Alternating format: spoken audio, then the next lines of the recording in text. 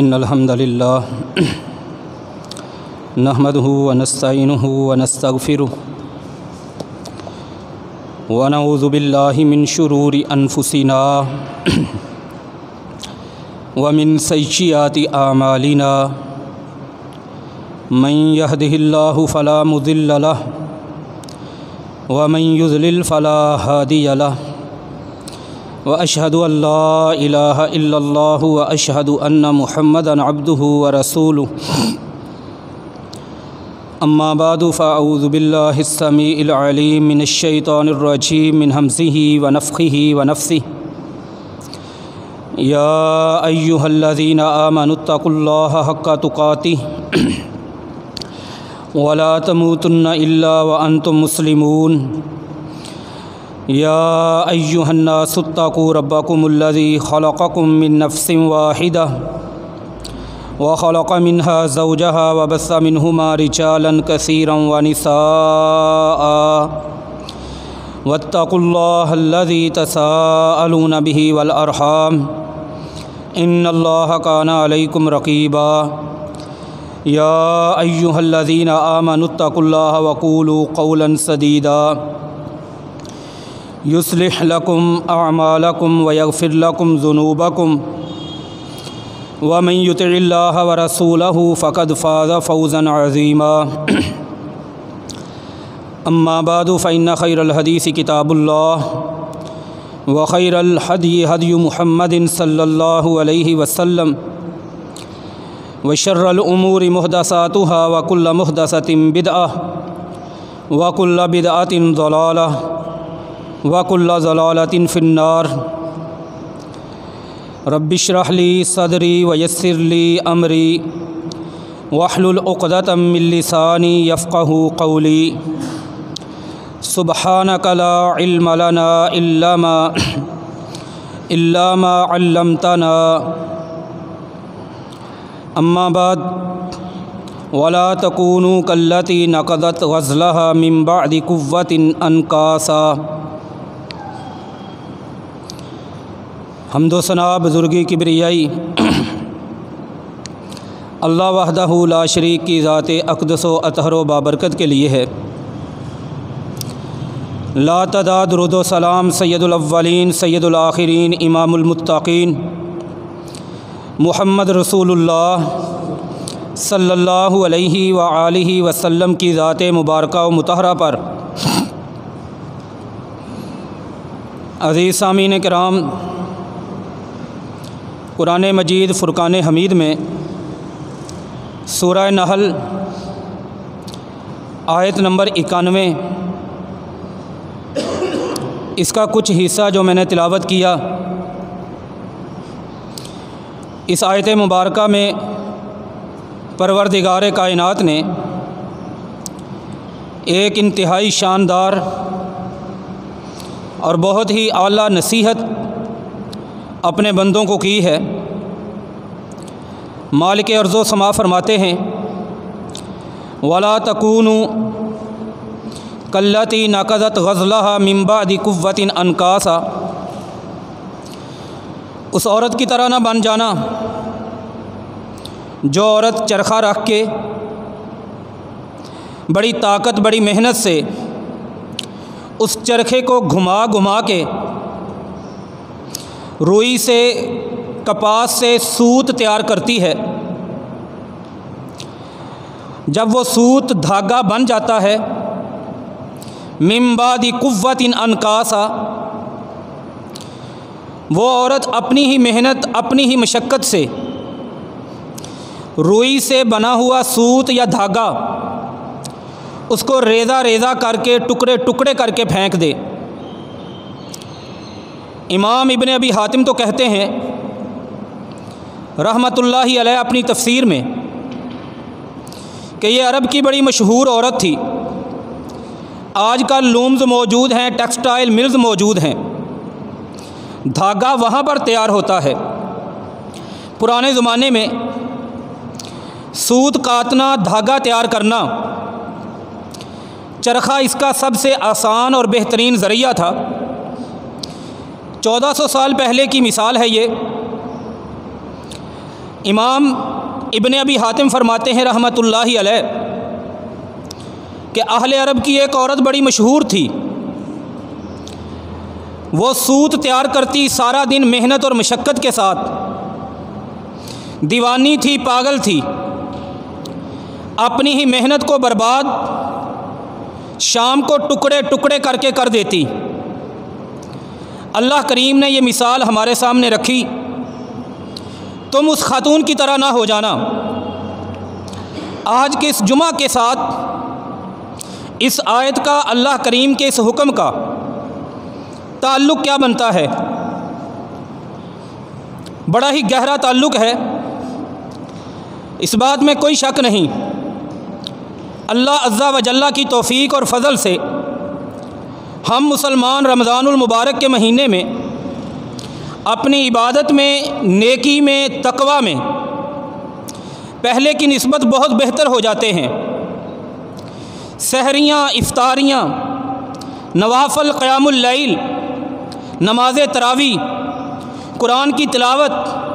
ذکر اذکار، صدقہ و خیرات،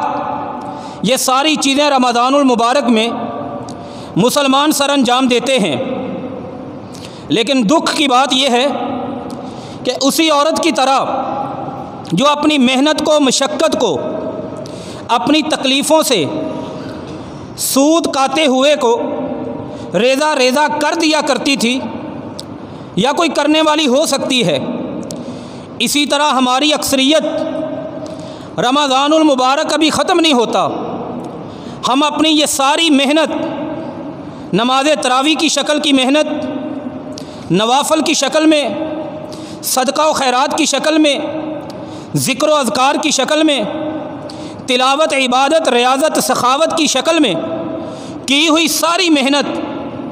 یا ہم میں سے اکثریت برباد کرتی ہوئی نظر آتی ہے۔ دنیا میں بڑے لوگ ایسے ہیں، دین اسلام میں ان کا قصہ اور ان کے واقعات ہمیں ملتے ہیں، جن کی زندگی، جن کے عمل بڑے شاندار اور جاندار ہوا کرتے تھے، لیکن اینڈ میں، آخر میں کوئی ایک ایسی غلطی وہ کرتے ہیں جس کی بنیاد پر ان کی پچھلی ساری محنت پر پانی پھر جاتا ہے۔ بات شروع کرتے ہیں صحیح بخاری سے۔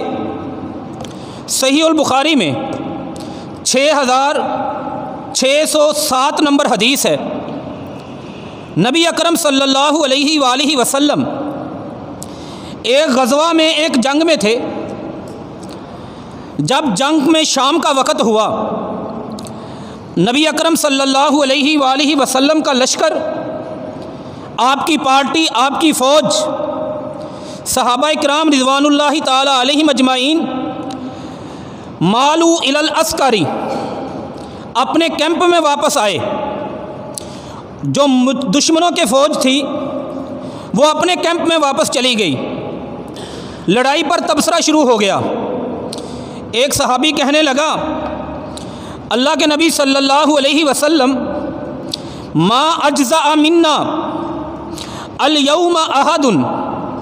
کما اجزاء فلان۔ لڑائی تو سب نے لڑی ہے، لیکن آج جنگ میں ایک ایسا مجاہد ہے جس نے وہ کام کیا ہے جو کسی بندے نے نہیں کیا۔ اس کی لڑائی، اس کے حملے، اس کا اٹیک دشمن پر ایک اپنی ہی مثال کا حامل ہے۔ انفرادیت ہے اس کے اندر، دلیری ہے، جواں مردی ہے، بہادری ہے۔ میرے نبی صلی اللہ علیہ وآلہ وسلم خاموشی سے سنتے رہے۔ اس نے اور بھی تعریفیں کی۔ اللہ کے رسول صلی اللہ علیہ وآلہ وسلم نے فرمایا، اما انہ من اہل النار، لیکن ایک بات یاد رکھو، جس بندے کا ذکر تم کر رہے ہو، یہ بندہ اللہ کی جنت میں نہیں جائے گا، جہنم کی آگ میں جائے گا۔ یہ بات صحابہ پر ایک بم کی طرح گری کہ یہ کیسی بات کر دی کہ وہ بندہ میدان جہاد میں قرآن مجید کھولیں، 8.5 پارے قرآن مجید کے اس بات کو بیان کرتے ہیں کہ جہاد کی فضیلت کیا ہے۔ صحیح بخاری کھولیں، ایک بندہ آتا ہے، کہتا ہے اللہ کے نبی صلی اللہ علیہ وسلم دلنی الی عمل یعدل الجہاد، کوئی ایک ایسی نیکی بتائیں جو جہاد کے برابر ہو۔ میرے آقا نے فرمایا لا اجد، میری شریعت میں کوئی ایسا عمل نہیں جس کا ثواب، جس کا اجر اللہ کریم جہاد کے برابر دیتے ہوں۔ اس عمل میں وہ بندہ مصروف ہے، اور اسی عمل میں کوئی بزدلوں کی طرح نہیں، سست بندے کی طرح نہیں، بڑی دلیری کے ساتھ، بڑی ہمت کے ساتھ وہ تلوار اٹھا کے لڑائی میں مصروف ہے۔ لیکن اللہ کے نبی فرماتے ہیں صلی اللہ علیہ وسلم اما انہ من اہل النار، وہ جنت میں نہیں جائے گا، وہ دوزخ کی آگ میں جائے گا۔ سہل بن سعد راوی ہیں اس حدیث کے، فرماتے ہیں کہ ایک بندے نے فقال رجل، ایک بندہ کہنے لگا لأتبعنہ، یہ بات میرے لیے بڑی حیران کن ہے، میں کل اس کے ساتھ رہوں گا۔ فخرج من الغد، اگلے دن وہ بندہ پھر لڑائی کے لیے نکلا، دشمن پر حملہ ہوا، یہ بندہ بھی اسی کے پیچھے لگ گیا۔ فوقف معہ اذا وقف، جس بندے کے بارے میں جہنمی کہا گیا تھا، لڑتے لڑتے جہاں پہ وہ رکتا، یہ پیچھا کرنے والا بھی وہاں پہ رکتا، یہاں پہ وہ حملہ کرتا، یہ بھی اسی کے ساتھ رہتا۔ وہ کہتا ہے لا یدع شاذۃ ولا فاذۃ، اس بندے نے اتنی دلیری سے لڑائی لڑی، اگر کوئی اکیلا دشمن نظر آیا اس پر بھی حملہ کیا، جماعت نظر آئی اس پر بھی حملہ کیا۔ میرے لیے بڑی حیرانگی کی بات تھی، لڑتے لڑتے زخم لگے، حتیٰ چوریہا جرحن شدیدہ، شدید زخمی ہو گیا۔ لڑائی شام کو بند ہوئی، اپنی اپنی فوجیں اپنے اپنے کیمپ میں، میں اللہ کے رسول کے کیمپ میں صلی اللہ علیہ وسلم۔ پھر بات چیت شروع ہوئی، میں نے کہا اللہ کے نبی صلی اللہ علیہ وسلم ایک شکوہ ہے، آپ نے کل یہ بات کہی تھی اس بندے کے بارے میں، آج میں نے اس کا مشاہدہ کیا، اس کا پیچھا کیا، وہ تو اس طرح لڑا ہے ما اجزاء من اليوم احد کما اجزاء فلان، جس طرح کوئی نہیں لڑ سکا، ایسی تلوار چلی جیسے کسی کی نہیں چلی۔ میرے نبی صلی اللہ علیہ وسلم نے فرمایا اما انہ من اہل النار، ایک بندے نے کہا اللہ کے نبی صلی اللہ علیہ وسلم وہ دشمن کی تلواروں سے زخمی ہوا، حتیٰ ماتا، اور اس نے اپنی جان قربان کر دی، اسے ہم شہادت کی موت کہتے ہیں۔ شہادت کی موت کی فضیلت آپ سنتے ہیں، اپنے رشتہ داروں کی سفارش کرے گا، موت سے پہلے جنت میں اپنا ٹھکانہ دیکھ لیتا ہے، گناہوں کی معافی ہو جاتی ہے، پہلا قطرہ خون پہ نہیں گرتا، ابھی وہ حوروں سے شادی کروائی جاتی ہے، سر پہ تاج رکھے جاتے ہیں، قیامت والے دن آئے گا، اس کے زخموں سے خون نکل رہا ہوگا، لونہ لون الدم، خون کا رنگ سرخ ہوگا، لیکن اس خون کی خوشبو کستوری کی طرح ہوگی، جو تقریباً 1 کلومیٹر سے دور تک پہنچ جاتی ہے، اصل کستوری۔ یہ شہادت کی عظمتیں ہیں، لیکن میرے نبی صلی اللہ علیہ وسلم نے فرمایا کہ وہ بندہ جہنم میں جائے گا۔ عمل دیکھیں کتنا عظیم ہے، صحیح بخاری کی حدیث 6607 نمبر، فرمایا وہ جہنم میں جائے گا۔ اتنے میں کچھ لوگ آئے، انہوں نے کہا اللہ کے پیغمبر آپ نے سچ فرمایا ہے۔ لوگوں نے پوچھا کیسے؟ انہوں نے کہا ہم نے دیکھا وہ شدید زخمی ہو گیا، حتیٰ واضع نصر سیفہ بالارض وذبابہ، اس بندے نے اپنی تلوار کا دستہ زمین پہ رکھا، تلوار کی نوک اوپر کی، اسے اپنی چھاتی پہ رکھا، فتحامل علیہا، اپنے آپ کو تلوار میں گرایا، تلوار اس کے سینے سے آر پار ہو گئی، اس نے سوسائڈ خودکشی کر لی۔ اب دیکھیں اس بندے کی مثال، اس کا ماضی دیکھیں، اس میں جہاد نظر آئے گا، مسلمانوں کے دشمنوں کے سر کاٹتا ہوا نظر آئے گا، اللہ کے پیغمبر کی قیادت اور سیادت میں وہ اسلام کے غلبے کے لیے لڑتا ہوا نظر آئے گا، لیکن جاتے جاتے غلطی کر بیٹھا۔ اس کی یہ غلطی اس کی سابقہ ساری محنت پر اس نے پانی پھیر دیا۔ ایک اور مثال لیتے ہیں، قرآن مجید میں سورۃ البقرہ میں پروردگار کائنات نے موسیٰ علیہ السلام کی قوم کا ذکر کیا۔ کیا رنگ ہے اس قوم کا؟ وَإِذْ أَنْجَيْنَاكُمْ مِنْ آلِ فِرْعَوْنَ يَسُومُونَكُمْ سُوءَ الْعَذَابِ يُذَبِّحُونَ أَبْنَاءَكُمْ وَيَسْتَحْيُونَ نِسَاءَكُمْ وَفِي ذَلِكُمْ بَلَاءٌ مِّن رَّبِّكُمْ عَظِيمٌ۔ رنگ یہ ہے اس قوم کا کہ وقت کا فرعون ان کے بچوں کو قتل کرتا ہے، ذبح کرتا ہے، دنیا کی سب سے بدترین دہشت گردی، ان کی بچیوں کو زندہ رکھتا ہے، رحم دلی کی وجہ سے نہیں، عیاشی کے لیے۔ یہ رنگ ہے۔ اللہ کریم نے بنی اسرائیل پر اپنی مہربانی کی، اپنی عنایت اور رحمت کی، انہیں اس سے نکالا۔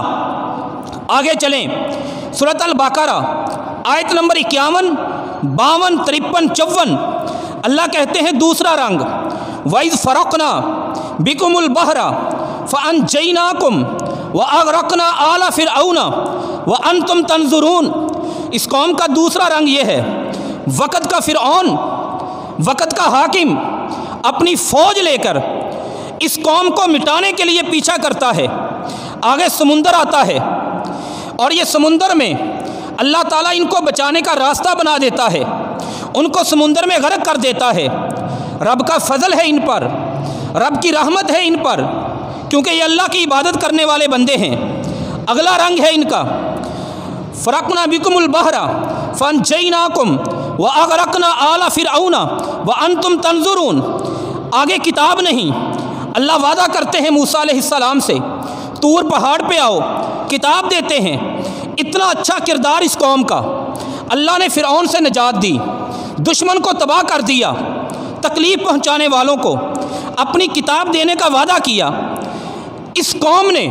یہ سارے کام کرنے کے بعد ایک کام کیا، ظلمتم بانفسکم باتخاذکم العجل فتوبوا الی باریکم فاقتلوا انفسکم۔ ایک غلطی کر لی، وہ غلطی کیا ہے؟ ان ساری چیزوں کو بھول کر اپنی من مانیوں میں مگن ہوگی یہ قوم۔ گائے کا بچھڑا بنایا، اس کی عبادت شروع کر دی۔ اللہ کریم نے اپنے وہ احسان، اپنی نعمتیں، ان کا پیمانہ بدل دیا۔ رب نے کہا توبہ کرو۔ توبہ کا طریقہ کیا ہے؟ جو وہاں پہ مجاور بن کے بیٹھے تھے، عبداللہ ابن عباس کی روایت ہے رضی اللہ تعالی عنہما، انہوں نے تلواریں کھنجر پکڑے، اور جو کھڑے تھے انہوں نے پکڑے، جو بیٹھے ہوئے تھے وہ بھی۔ سخت اندھیرا چھا گیا، ایک دوسرے کو مارنا شروع کر دیا۔ اندھیرا ختم ہوا، 70,000 بندہ اس قوم کا قتل ہو چکا تھا۔ ماضی بڑا شاندار ہے۔ رب کی رحمتیں، رب کے فضل، من سلوا کا اترنا، آسمانوں پر بادلوں کا سایہ، یہ ساری چیزیں موجود ہے، دشمن کو تباہ کر دینا۔ لیکن جب غلطی کی، ساتھ ہی اللہ کریم کے پیمانے بدل گئے۔ ایک تیسری مثال سنیں، سنن ابن ماجہ میں 4245 نمبر حدیث، 4245، صوبان مولا رسول اللہ صلی اللہ علیہ وآلہ وسلم فرماتے ہیں، پیارے پیغمبر نے فرمایا، انی لأعلمن اقواما، میرے علم میں ایک ایسا طبقہ بھی آئے گا، یاتون یوم القیامتی، یہ بڑے غور سے سننے والی حدیث ہے، بالخصوص میرے نوجوان دوستوں اور بھائیوں کے لیے۔ فرمایا یاتون یوم القیامتی، یہ طبقہ، یہ قوم کل قیامت والے دن آئے گی، اللہ کریم کی عدالت میں، اللہ کریم کے سامنے حساب کے لیے، بحسنات، نیکیاں ہوں گی ان کے پاس، کا امثالی جبالی تہامۃ بیزن، اور نیکیاں بھی تھوڑی نہیں، جزیرہ عرب کے اندر سب سے بڑے پہاڑ تہامہ علاقے کے سفید پہاڑ ہیں، جس طرح میرے اور آپ کے پاکستان میں ہمالیہ کے پہاڑ بلندیوں پر ان کو دیکھیں تو لوگ اوپر دیکھتے رہ جاتے ہیں، فلک بوس چوٹیاں، اونچائی ان کی، لمبائی ان کی، ایسے عرب میں تہامہ کے بڑے بلند پہاڑ ہیں، فرمایا ان پہاڑوں جیسی نیکیاں لے کر آئیں گے، نمازیں پڑھی ہوں گی، نوافل پڑھے ہوں گے، زکاتیں دی ہوں گی، صدقہ کیا ہوگا، تلاوت کی ہوگی، مسکین، غریب، ندار، مفلس، بیوہ، یتیم لوگوں کے دکھ درد میں کام آئے ہوں گے، اللہ کریم کے سامنے آئیں گے، اللہ کریم ان کی نیکیوں کو فَيَجْعَلُهَا اللَّهُ حَبَاءً مَنْثُورًا، بے وقت، بے قیمت، بیکار ذرے بنا کر ان کی نیکیوں کو اڑا دیں گے۔ کسی نیکی کی قیمت نہیں لگے گی اللہ کی عدالت میں، کسی نیکی کا اجر نہیں ملے گا، کسی نیکی کی جزا نہیں ملے گی، برباد ہو جائے گی ساری محنت۔ لوگ بڑے حیران ہوئے، صحابہ تو ڈر گئے، کہا اللہ کے نبی صلی اللہ علیہ وسلم صفہم لنا وجلیہم لنا، ہمارے سامنے ان کی صفت بیان کریں، ان کی نشانیاں بیان کریں، کہیں یہ نہ ہو ہمیں علم نہ ہو، ہم بھی انہی والی غلطی کر بیٹھیں، ہماری نیکیاں بھی برباد ہو جائیں۔ میرے نبی صلی اللہ علیہ وسلم نے فرمایا ہم من جلداتکم، تمہاری ہی شکلوں جیسی شکلیں ہوں گی، جس طرح تم راتوں کو عبادت کرتے ہو ایسے ہی وہ راتوں کو عبادت کرنے والے ہوں گے، سب کچھ ایسے ہوگا، یاخذون کما تاخذون من اللیل، ان کی غلطی جو ان کی نیکیوں کو، ان کی عبادت کو، ان کی محنت کو، ان کی اطاعت کو، ثواب والے کاموں کو جو چیز برباد کرے گی وہ چیز یہ ہوگی اذا خلو بمحارم اللہ انتہقوها، جب وہ بند کمرے میں، جب وہ تنہائی میں بیٹھیں گے، ایسی حرام چیزوں کو ان کا ارتکاب کریں گے، ان حرام چیزوں کا ارتکاب ان کی ساری عبادتوں کو برباد کر دے گا۔ یہ 3 مثالیں میں نے عرض کی، صحیح بخاری کی 6607 نمبر حدیث، نمبر 2 سورۃ البقرہ کی 3 آیتیں 51، 52، 53، 54 تک، اور تیسری مثال سنن ابن ماجہ کی 42-45 نمبر حدیث۔ ان تینوں مثالوں کے اندر ایک بات ہمیں سمجھ آئی کہ دنیا میں کچھ بد نصیب ایسے بھی بستے ہیں جو بڑی محنت سے عبادت تو کرتے ہیں، لیکن انہی کے ساتھ ساتھ ایسی غلطیاں کرتے ہیں، ایسے کام کر بیٹھتے ہیں جس کی وجہ سے ساری محنت ان کی برباد ہو جاتی ہے۔ کچھ ایسے ہی کیفیت آج کے معاشروں میں بھی ہم اس کا مشاہدہ کر سکتے ہیں۔ رمضان المبارک کا شروع ہوتا ہے مہینہ، جب سروں پہ ٹوپیاں آ جاتی ہیں، لوگ نائیوں کے پاس جانا چھوڑ دیتے ہیں، شیو نہیں کرانی نیکی کا مہینہ ہے، لوگ غریبوں مسکینوں پہ خرچ کرتے ہیں، راتوں کو آ کر نماز تراویح ادا کرنا شروع کر دیتے ہیں، فرض نمازوں میں جماعتوں میں نمازیوں کی تعداد بڑھ جاتی ہے، مسجدوں میں خیمے لگتے ہیں، اعتکاف شروع ہو جاتے ہیں، افطاریوں کی لمبی لمبی دعوتیں ہیں، دیگوں پہ دیگیں پکتی ہیں، شربتوں پہ شربت بنتے ہیں، نیکی کا ماحول نظر آتا ہے، اللہ کے بندے اللہ کے دین پر زور و شور سے عبادت کرتے نظر آتے ہیں، لیکن یہی عبادت، یہی سب کچھ یوں ہی رمضان المبارک کا مہینہ ابھی ختم نہیں ہوتا، ہمارے وہ رنگ، ہمارے وہ پرزے نکلنے شروع ہوتے ہیں جو کسی طرح بھی اللہ کو ماننے والوں کے نہیں ہو سکتے۔ اس طرح کی بے حیائیاں، برائیاں، فرض نمازیں، اللہ کا ڈر، اللہ کا خوف، ہر چیز زندگی سے زندگی ویران ہو جاتی ہے، ہر چیز زندگی سے نکلنا شروع ہو جاتی ہے۔ بازاروں میں بے حیائی کا، برائی کا وہ سمندر نظر آتا ہے رمضان المبارک کے مہینے میں، ہم جس کا تصور نہیں کر سکتے۔ بڑے دکھ سے یہ بات کہوں گا، میری وہ مائیں، میری وہ دینی مائیں بہنیں، بڑی عظمت والی، بڑی فضیلت والی، جو 15-16 گھنٹے کا روزہ رکھ کر شام کو آگ والے چولہے کے پاس بیٹھ کر افطاری کا سامان تیار کر رہی ہوتی ہیں، روزے کی بھوک اور پیاس کے ساتھ۔ میری وہ اسلامی مائیں بہنیں جو صبح ہم سے بھی کوئی گھنٹہ 1.5 گھنٹہ پہلے جاگ کر اپنی نیند کی قربانی دے کر اللہ کو راضی کرنے کے لیے اپنے گھر والوں کی سحری کا انتظام و انصرام کرتی نظر آتی ہیں۔ میری وہ دینی ایمانی مائیں بہنیں جو سارا دن اپنے گھر کے کام کاج کرتی نظر آتی ہیں، اپنے رب کو راضی کرنے کے لیے، اپنے دین پر عمل کرنے کے لیے، وہی ابھی رمضان المبارک کا مہینہ ختم نہیں ہوتا، آخری عشرہ جو فضیلت والا ہے، جس میں اللہ کے نبی صلی اللہ علیہ وسلم احیا لیلہ اپنی راتیں جاگ کے گزارتے، شدہ میں ازارہ بیویوں سے تعلق ختم کر دیتے، حقوق زوجیت والا یہ عظیم عشرہ جسے عبادت کا عشرہ کہا جاتا ہے، یہی مائیں بہنیں اتنی نیکی کرنے والی، اطاعت کرنے والی، اللہ کو راضی کرنے والی، بازاروں میں، دکانوں میں، مارکیٹوں میں، شاپنگ سینٹرز میں کس طرح بے پردہ،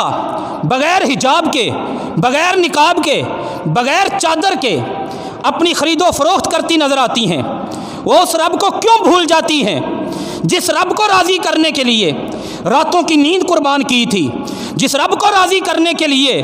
15 گھنٹے کی بھوک اور پیاس برداشت کی تھی، جس رب کو راضی کرنے کے لیے آگ کے سامنے بیٹھ کر بھوک اور پیاس کے باوجود اپنے گھر والوں کے لیے افطاری کی ڈشیں اور سامان تیار کیا تھا، جس رب کے لیے انہوں نے راتوں کو کھڑے ہو کر نماز تراویح کی ادائیگی کی تھی۔ کیا اس طرح ان کا جانا بازاروں میں آپ جائیں، آپ جانتے ہیں خواتین ہی خواتین نظر آئیں گی، آپ گزر نہیں سکتے۔ کیا دین اسلام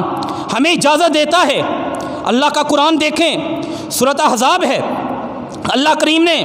2 پارٹیاں بڑی سمجھنے والی ہیں، ایک عورتوں کی، ایک مردوں کی۔ عورتوں کی پارٹی میں سے وہ جماعت جن کے بارے میں ہے اللہ کے پیغمبر محمد صلی اللہ علیہ وسلم کی بیویاں، ازواجہ امہاتہم، قرآن نے کہا، پروردگار کائنات نے کہا یہ عورتیں نہیں ہیں صرف، ازواجہ جن نبی کی بیویاں ہیں، امہاتہم ایمان والوں کی مائیں ہیں، ان کے بارے میں کہا گیا کہ وَمَن يَقْنُتْ مِنكُنَّ لِلَّهِ وَرَسُولِهِ وَتَعْمَلْ صَالِحًا نُؤْتِهَا أَجْرَهَا مرتين، کہ اگر یہ نیکی کریں گی، عام عورت نیکی کرے اسے نیکی کا ثواب ایک بار دیا جائے گا، لیکن یہ جماعت نیکی کریں ان کو ثواب 2 دفعہ ملے گا۔ یہ وہ جماعت ہے جس کے سامنے اللہ کریم نے ایک آپشن رکھی کہ اے نبی کی بیویوں، ان کنتن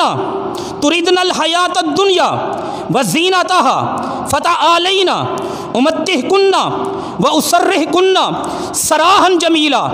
دنیا چاہیے آ جاؤ، دنیا لو، چلے جاؤ نبی کے گھر کو چھوڑ کر۔ نمبر 2، ان کنتن تریدن اللہ ورسولہ والدار الآخرہ، اور اگر تمہیں اللہ چاہیے، اللہ کا رسول چاہیے، قیامت کے دن عظمت والا مقام چاہیے، تو پھر یاد رکھو رب نے تمہارے لیے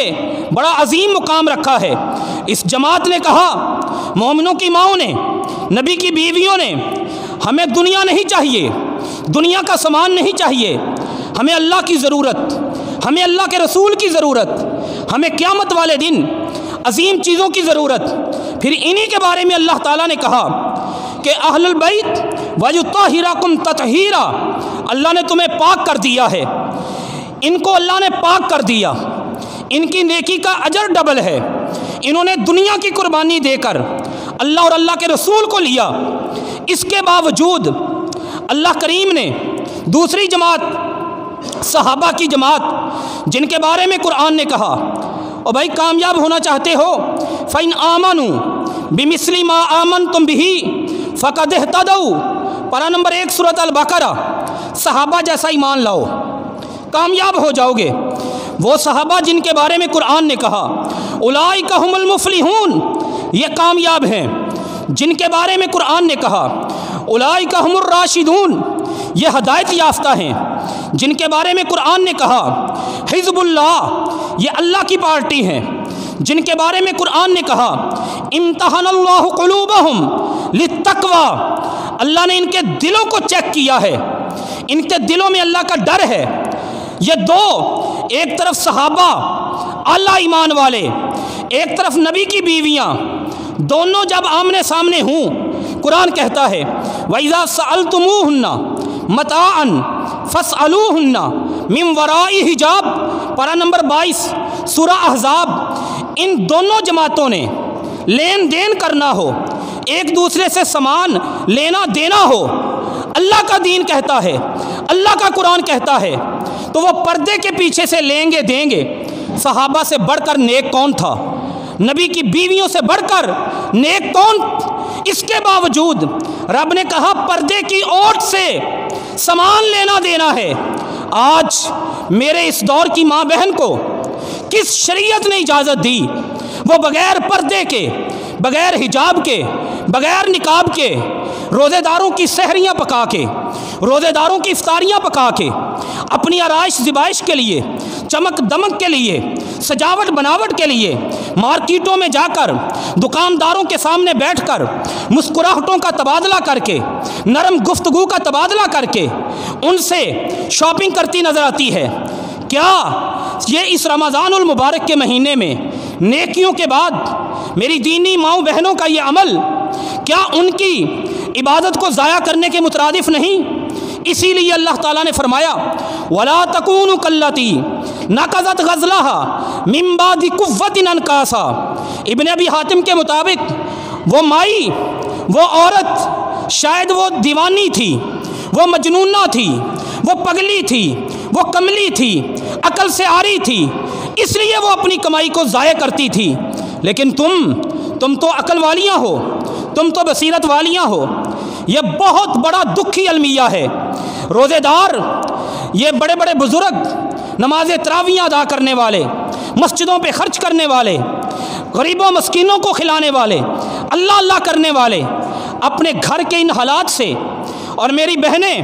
اپنے گھر کے ان حالات سے، اپنے دینی احکامات کے حوالے سے اتنی غافل ہیں، وہ اس طرح اس رحمت والے مہینے میں اپنی عبادت کو برباد کرتی نظر آتی ہیں۔ میں آگے جا کے عرض کروں گا کہ عبادت کی بربادی میں بے حیائی کا، بے پردگی کا، بدکاری کا، عریانی کا، فحاشی کا کس قدر کردار ہے۔ یہ دین میری بہنوں کو اجازت نہیں دیتا، میری ماؤں کو اجازت نہیں دیتا کہ وہ اس انداز سے اللہ کی رحمتوں والے مہینے میں اپنی چمک دمک کے لیے یا اللہ کے لیے آپ مرد بھی اپنے گھروں کی ذمہ داریاں سنبھالیں، اپنے گھروں کی ڈیوٹیاں سنبھالیں۔ صحیح بخاری کی حدیث، اللہ کے رسول صلی اللہ علیہ وسلم 3006 نمبر حدیث، اللہ کے پیغمبر جہاد پہ جانے کے لیے تیار ہوئے، ڈیوٹیاں لگ گئی صحابہ کی، جہاد دین کا ایک عظیم عمل، یہ مرد شاپنگ کیوں نہیں کرتے اپنے گھر والی خواتین کی؟ خواتین کو، اکثر خواتین بازاروں میں جا کر اس برائی اور بے حیائی کی وجہ سے جس گناہ کا شکار ہوتی ہیں ان کو کیوں نہیں بچاتے؟ کیا مجبوری ہے؟ زیادہ سے زیادہ ہم یہی کہتے ہیں نا کہ ہمارے پاس ٹائم نہیں۔ ایک صحابی تھا، جہاد کی لسٹ تیار ہوئی، اس کا نام لکھ دیا گیا، نبی اکرم صلی اللہ علیہ وسلم کے سامنے مجلس لگی، اس نے کہا اللہ کے رسول صلی اللہ علیہ وسلم ایک مسئلہ بتائیں، انی اکتتبت فی غزوۃ قضا و قضا، میرا فلاں جہاد کی لسٹ میں نام لکھا ہوا ہے، دینی ڈیوٹی، دینی ذمہ داری، اسلامی ذمہ داری، پیغمبر کی طرف سے لگائی گئی ڈیوٹی ہے، اور دوسری طرف میری عورت نے سفر کرنا ہے حج کے لیے، میں کیا کروں؟ خرجت امراتی حاجتن، میرے نبی صلی اللہ علیہ وسلم نے فرمایا تو اپنی ڈیوٹی چھوڑ، اپنی عورت کے ساتھ جا، اسے اکیلا نہیں جانے دینا، اس کے ساتھ جا۔ ان خواتین کی ڈیوٹیاں میرے نبی نے دینی ڈیوٹی اس بندے کی کینسل کر دی۔ ہم اپنی دنیاوی مصروفیت اس کو ترک نہیں کر سکتے۔ میرے نبی صلی اللہ علیہ وسلم نے ان خواتین کو اس امت کے لیے سب سے بڑا فتنہ قرار دیا تھا۔ وہ فتنہ کیسے ہے؟ وہ معاملات لمبے ہیں لیکن کچھ شکل یہ بھی ہے، آپ ذرا تجزیہ تو کریں۔ سنن نبی داود میں حدیث، اللہ کے رسول صلی اللہ علیہ وسلم 1040 نمبر، یہ مسئلہ بڑی توجہ سے سمجھنے والا ہے، آپ جماعت کروایا کرتے، مسجد نبوی کے اندر اذا سلم مکث یسیرن، سلام پھیرنے کے بعد آپ تھوڑی دیر کے لیے رک جاتے، کیما ینفذ النساء، کیوں رکتے؟ تاکہ عورتیں اور مرد مسجد میں دونوں نماز پڑھتے تھے، عورتیں پہلے نکل جائیں، مرد بعد میں نکلیں، عبادت کے لیے آئی ہوئی عورتیں، سجدوں کے لیے آئی ہوئی عورتیں، رکوع کے لیے آئی ہوئی عورتیں، ان کو بھی آپ صلی اللہ علیہ وسلم نے مردوں کے اختلاط سے بچایا، ان کی صفیں پیچھے ہوتی تھیں تاکہ وہ پہلے نکل جائیں۔ سنن نبی داؤد میں حدیث 5272 نمبر پر نبی اکرم صلی اللہ علیہ وسلم مسجد سے باہر نکلے، دیکھا کہ عورتیں نماز پڑھ کے مسجد سے باہر نکلی ہیں اور بازار میں جا رہی ہیں، مرد اور عورت اکٹھے چل رہے ہیں۔ آپ بڑے حیران ہوئے، آپ نے وہیں پہ زور سے آواز دی عورتوں کو، استاخرنا عن الطریق، کہ تم تمام عورتیں بازار، گلی، سڑک اس کے درمیان میں نہ چلو، علیکن بالحافات، کناروں پہ چلی جاؤ۔ عورتیں اس دن کے بعد مدینہ کی گلی میں، مسجد میں نماز پڑھنے کے بعد اپنے گھروں کو واپس جاتی، بازار کے راستے میں، گلی کے راستے میں، سڑک کے سینٹر میں کبھی نہیں چلتی تھی، وہ دیواروں سے چپک چپک کر چلتی۔ ابو ہریرہ فرماتے ہیں رضی اللہ تعالی عنہ کہ اس طرح وہ دیواروں سے لگتی کہ ان کے دوپٹے دیواروں کے ساتھ اٹک جاتے۔ یہ اس عورت کی کہانی ہے، یہ ان عورتوں کا قصہ ہے جو اللہ کی عبادت کے لیے آئی تھیں۔ ابو ہریرہ کھڑے ہیں رضی اللہ تعالی عنہ، سنن ابن ماجہ کی حدیث، نبی اکرم صلی اللہ علیہ وآلہ وسلم کے سب سے بڑے حدیث کے شاگرد ایک عورت آ رہی تھی، اس سے پوچھا یا امۃ الجبار این تریدین، کہاں پہ جا رہی ہو؟ کہنے لگی فی المسجد، مسجد میں۔ کہا جانا مسجد میں ہے، وَلَهُ تَطَيَّبْتِ، اور یہ خوشبو آ رہی ہے تجھے، تیرے جسم سے، تیرے کپڑوں سے خوشبو آ رہی ہے مجھے۔ کہنے لگی ہاں میں نے خوشبو لگائی، مسجد میں جا رہی ہوں۔ فرمایا ابو ہریرہ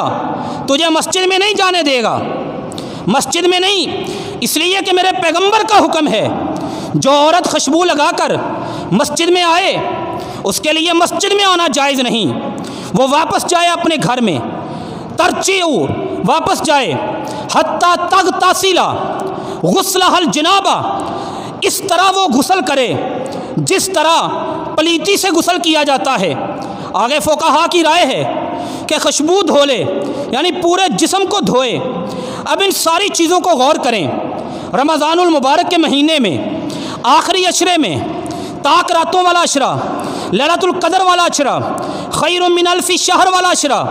راتوں کو جاگنے والا عشرہ، عبادت والا عشرہ، اس میں اللہ کو راضی کرنا تھا، لیکن میرے بزرگ، میرے بھائی اور بازار میں بیٹھے ہوئے میرے دکاندار دوست اور بھرے ہوئی مارکیٹیں، بازار، ان خواتین سے جن خواتین کو مسجد میں آتے ہوئے بھی خوشبو کی اجازت نہیں، جن خواتین کو مسجد سے جاتے ہوئے راستوں کے کناروں پر چلنے کا حکم، جن خواتین کو مسجد میں مردوں سے پہلے جانے کا حکم، جن عورتوں کو پیغمبر کی بیویاں ہوں، نبی کے صحابی ہوں، مسجد نبوی کے نمازی ہوں، ان کے بارے میں بھی دین نے کہا کہ اذا سألتموہن متاعا فاسألوہن من وراء حجاب، کہ لین دین سامان کا کرنا ہے تو پردے کے پیچھے سے کرنا ہے۔ اگر میرے اور آپ کے معاشرے کی حالت یہ ہو، میرے اور آپ کے بازار کی حالت یہ ہو، میری اور آپ کی مارکیٹ کی حالت یہ ہو، میری اور آپ کی دینی، ایمانی، روحانی، اسلامی ماں اور بہنوں کی حالت یہ ہو، تو پھر مجھے بتائیے ہماری عبادتیں، ہمارے تقوی، ہماری ریاضتیں، ہماری تلاوتیں، ہماری قرآن کی وہ سحریاں، وہ افطاریاں، وہ صدقے، وہ خیرات، وہ زکوٰۃ، وہ رب کے سامنے رونا، وہ دعائیں، وہ جھکنا، اس کا معنی کیا رہ جاتا ہے؟ یہ کہاں پہ جائیں گے؟ یاد رکھیے جب مسلم معاشروں میں، اللہ کے معاشروں میں، اللہ کے بندوں کی زندگیوں میں بے حیائی آتی ہے، بے پردگی آتی ہے، برائی آتی ہے، بدکاری آتی ہے، فحاشی آئی جاتی ہے، تو پھر ان پر کرونا جیسی بلائیں، وبائیں، مصیبتیں، بیماریاں آتی ہیں۔ میں یہ جذبات کی حوالے سے بات نہیں کر رہا، میں پیغمبر کی حدیث سنن ابن ماجہ میں 4019 نمبر حدیث، میرے آقا نے فرمایا تھا لم تظہر الفاحشۃ فی قوم قط حتی یعلنوا بها الا فشا فیہم الطاعون والاوجاع التي لم تکن مضت فی اسلافہم الذین مضوا من قبلہم۔ جب کسی قوم میں بے حیائی، بے پردگی، برائی اعلانیہ پھیل جاتی ہے، جیسے آج نہ آپ کو فکر، نہ مجھے فکر، نہ میری بہنوں کو فکر، نہ بازاروں میں بیٹھے ہوئے میرے بھائیوں کو فکر، 10 روپے کم کروانے کے لیے عورت اپنی پاکیزہ مسکراہٹ اسے کسی غیر مرد کے سامنے پیش کر رہی ہوتی ہے، ہنس کے بات کر رہی ہوتی ہے، اپنا چہرہ دکھا رہی ہوتی ہے، اور دکانداروں کے حال بھی آپ سمجھتے ہیں، بازاروں کے حالات بھی آپ سمجھتے ہیں۔ اس حدیث میں میرے پیغمبر محمد رسول اللہ نے فرمایا صلی اللہ علیہ وآلہ وسلم نے کہ لوگوں جب کسی قوم میں بے حیائی، بے پردگی، عریانی، فحاشی، یہ سارے ترجمے لفظ فاحشہ کے ہوتے ہیں، کسی قوم میں پھیل جائے تو پھر اس قوم کا مقدر طاعون جیسی وائرل پینڈیمک بیماریاں وہ بن جاتی ہیں، وہ پھیل جاتی ہیں۔ ایسی بیماریوں کا، ایسی وباؤں کا، ایسی بلاؤں کا وہ قوم سامنا کرتی ہے، جو بلائیں، جو وبائیں، جو بیماریاں نہ انہوں نے دیکھی ہوتی ہیں، نہ ان کے باپ دادا نے دیکھی ہوتی ہیں، نہ ان کے پردادا لکڑ دادا نے دیکھی ہوتی ہیں، نہ ان کی پچھلی نسلوں نے دیکھی ہوتی ہیں۔ ان بیماریوں کی وجہ آپ ویکسین تیار کرتے ہیں، ویکسین کی تلاش میں ہیں۔ ایسی کرونا جیسی وباؤں کی ویکسین یہ لیبارٹریوں میں نہیں ہوتی۔ اللہ کی عزت کی قسم، سب سے بہترین توبہ، مسلمانوں کی سب سے بہترین توبہ ہی ایسی وباؤں اور بلاؤں کی ویکسین ہوتی ہے۔ یاد رکھیے اپنی نیکیوں کی، میں اپنی ماؤں بہنوں سے بھی گزارش کروں گا، آپ کی خدمت میں بھی گزارش کروں گا، یہ نیکیاں بڑی قیمتی ہوتی ہیں۔ دولت دنیا کی مل جاتی ہے، سامان دنیا کا مل جاتا ہے، لیکن دنیا کا سامان، کسی بندے کے پاس سونا ہونا، زیور ہو، وہ اس کو بڑا محفوظ کرتا ہے، وہ اٹھا کے اپنے سب سے محفوظ کمرے میں، پھر کمرے کے اندر سب سے محفوظ سیف الماری میں، سیف الماری کے سب سے محفوظ خانے میں وہ سنبھال کے رکھتا ہے۔ کیوں؟ یہ چیز قیمتی ہے، اس کو ضائع نہیں ہونا چاہیے۔ یاد رکھیے یہ جو نیکیاں ہیں نا، کل قیامت والے دن حشر کے میدان میں، رب کی عدالت میں، یہ نیکیاں آپ پیسے لے کے خریدنا چاہیں تب بھی آپ کو نہیں ملیں گی۔ یہ انمول دولت ہے نیکیوں کی، اس کو یوں نہ برباد کریں، نہ ہم برباد ہونے دیں۔ میں نے 3 مثالیں عرض کی اور دسیوں مثالیں موجود ہیں ایسی قوموں کی، ایسے لوگوں کی جن کا ماضی بڑا شاندار تھا، بڑا جاندار تھا، بڑا اعلیٰ تھا، بڑا مثالی تھا، رب بھی راضی تھا، رحمتیں برس رہی تھی، فضل اتر رہے تھے، عنایتیں رب کی ہو رہی تھی، لیکن جاتے جاتے غلطیاں کر گئے، گناہ ہو گئے۔ جیسے ہمارے ہاں چاند رات کے نام پر ہلا گلا ہوتا ہے، شور شرابے ہوتے ہیں، شراب کی محفلیں چلتی ہیں، چرس کے سگریٹ چلتے ہیں، گندی بے حیائی والی فلمیں چلتی ہیں، برائی والی فلمیں چلتی ہیں، اور وہاں پہ بیٹھے لوگ گند دیکھتے ہیں۔ حدیث میں نے عرض کر دی، ایسی تنہائیوں میں بیٹھ کر کیا سمجھتے ہیں دروازہ بند ہے، کسی کی آنکھ نہیں دیکھ رہی تو رب بھی نہیں دیکھ رہا۔ رب ایسے بندوں کی نیکیاں بھی برباد کر دیتے ہیں۔ آخری حدیث عرض کر دوں جو بڑی قابل غور ہے، مصنف ابن ابی شیبہ میں 9813 نمبر حدیث، کان عبد کان راہب، ایک راہب تھا، میرے نبی صلی اللہ علیہ وسلم کے صحابی عبداللہ بن مسعود فرماتے ہیں اس بندے نے عبادہ فی صومعتہ 60 سنتن، 60 سال اکیلا اپنے ماں باپ کو چھوڑ کر، اپنی اولاد کو چھوڑ کر، اپنی بیوی کو چھوڑ کر، یا شاید شادی ہی نہیں کی، رشتہ داروں کو چھوڑ کر، پیاروں کو چھوڑ کر، یاروں کو چھوڑ کر، دنیا کی رونق کو چھوڑ کر ایک بند کمرے میں جا کر 60 سال اللہ کی عبادت کرتا رہا۔ زندگی گزرتی گئی، دن رات گزرتے گئے، 60 سال عبادت کرنے کے بعد ایک دن فنازل من صومعتہ، اپنی عبادت گاہ سے نیچے اترا، سامنے ایک عورت نظر آئی، عورت کو دیکھ کر اس کی آنکھوں کی وجہ سے دل میں شہوت پیدا ہوئی، قابو نہ رکھ سکا، اس عورت کے ساتھ جا کے بے حیائی کر بیٹھا، بدکاری کر بیٹھا۔ جب بدکاری کرتے کرتے اللہ کا خوف آیا تو وہاں سے ولما سکیتا فی یدہ، اللہ کی وجہ سے شرمندہ ہوا، وہاں سے بھاگا، فات المسجد، ایک اللہ کے گھر میں آ گیا، رونا شروع کر دیا، زاروں کی تار۔ 3 دن گزر گئے، لا یطعم شیئا، کوئی چیز نہیں کھائی۔ 3 دن کی بھوک پیاس کی وجہ سے، 72 گھنٹوں کی بھوک اور پیاس کی وجہ سے موت کی دہلیز پہ چلا گیا۔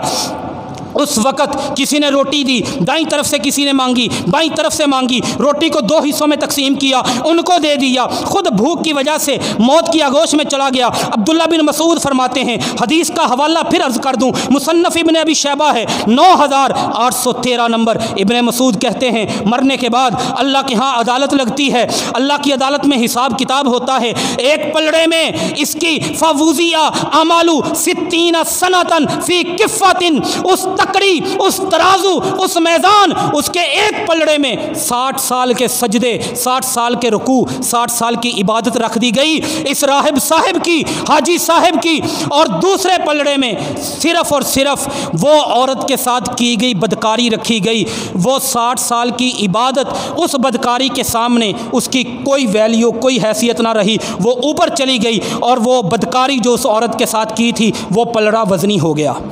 کبھی کبھی عبادتیں اس طرح بھی برباد ہو جاتی ہیں، اس طرح بھی بے قیمت ہو جاتی ہیں۔ آگے بھی حدیث کا ٹکڑا ہے، لیکن محل استدلال یہ ساری باتیں عرض کرنے کا مقصد یہ ہے کہ یہ رمضان کی گئی عبادتیں، یہ پڑے ہوئے نوافل، یہ دیا ہوا صدقہ، یہ کی ہوئی سخاوت، یہ کی ہوئی تلاوت، یہ ساری میری دینی اسلامی مائیں بہنیں خاص طور پر ان دنوں میں، اور ہم سب اپنی عبادتوں کی حفاظت کیجئے، اپنی نیکیوں کی حفاظت کیجئے۔ اس عورت کی طرح نہ بن جائیں جو اپنا سود برباد کرتی ہے، وہ تو اپنی دنیا برباد کرتی ہے، اور جس کی نیکیاں برباد ہو جائیں اس کی آخرت بھی برباد ہو جاتی ہے۔ اللہ تعالی ہم سب کو ان چیزوں کو سمجھ کر اپنی اصلاح کی توفیق دے۔ وما علینا الا البلاغ المبین۔